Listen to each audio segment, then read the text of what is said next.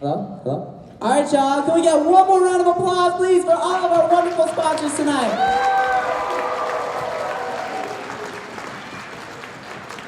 Our next performer has been a part of Collaboration ATL. She's been on ISA TV, and she's been mentored by Ki Hong Lee. Isn't that crazy? Tonight, she's performing a special spoken word piece. All right, y'all. I'm actually not the only alumni here tonight. She came for a callback just for y'all. Give it up for Crystal Lake performing Me Too.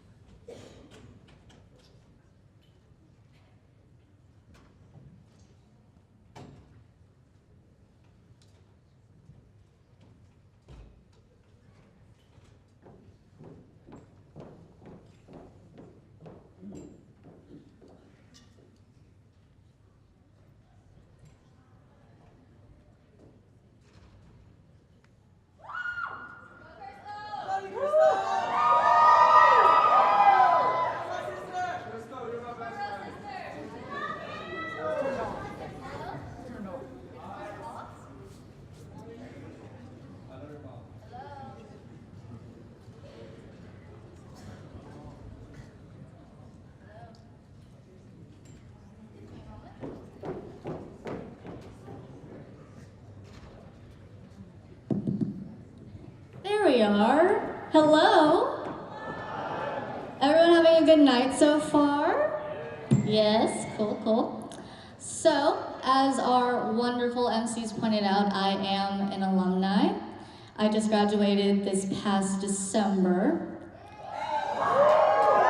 Thank you. So this will be my 5th and final NIS that I've worked on. And originally, I wasn't going to perform because I didn't audition. Because at the time of auditions, this piece did not exist. Then, in October 2017, millions of women and some men came forth to shed light on the age-old issue of sexual harassment and assault. And in the wake of that movement, this piece was born. So this is me saying, me too.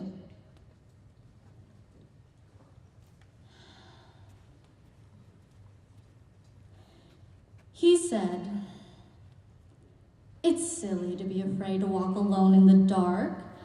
How could a monster be real if he doesn't leave a mark? Oh, those? They're so light, I'm sure you'll be fine." Yeah, maybe so. But the pain is still mine. I shouldn't have to show you screaming red scars for you to believe me. His grip was on my heart that's still trying to beat out of my chest. My hands were still shaking as I take the time to process, but you say it again. You're fine. Say something enough and it becomes more than just a line. It becomes a mental state of being where you believe you're untouchable. Push those memories to the back so that they're unreachable. If someone was to ask if this has ever happened to you, you won't be able to say, "Me too." It's only happened maybe 3 times, so I guess I'm supposed to be lucky. He was a friend of mine. He was only messing around. There's no need to get judgy. He only touched my hand, my hair, my ass. No, it wasn't that bad. He only got that far, so I guess I should be glad.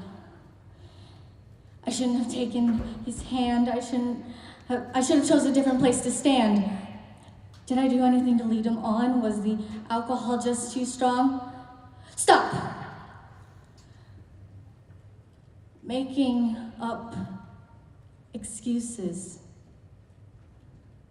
Keep this up and we will never know what abuse is. No matter how many times once was one too many. No matter who it was, he had no right to your body. No matter how severe a sense of fear, discomfort, etc. it was, is valid. It was not our fault. It was not our choices. It was theirs. We live in a society that wants to shift the blame, tell you, you're too plain for this to have happened to you, you're too hot, so of course this happened to you. Either way, it's happening, and you want me to believe it's normal? What can be normal about stripping someone of their pride? Maybe in a different time, but this is the 21st century. Do you see all of these stories? Does it not make your heart bleed? But hey, at least I have my keys, right?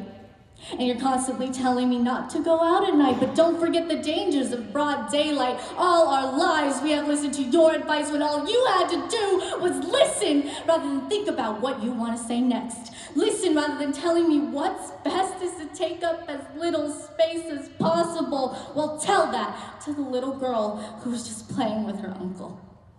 Tell that to the girl that was wearing a parka thinking the only thing she'd have to fight off is the cold. Tell that to the girls who just wanted to have fun but ended up in the hospital because you couldn't be bothered to teach your son. Don't tell me I should have waited inside. Don't tell me I should know better because of my size. Tell him he should mind his own business. Tell him he has no right to my kisses. Tell him that when I ask for distance, I mean it. I am not playing hard to get. No does not mean yes. I am not blowing this out of proportion. You are minimizing what is important. Tell him!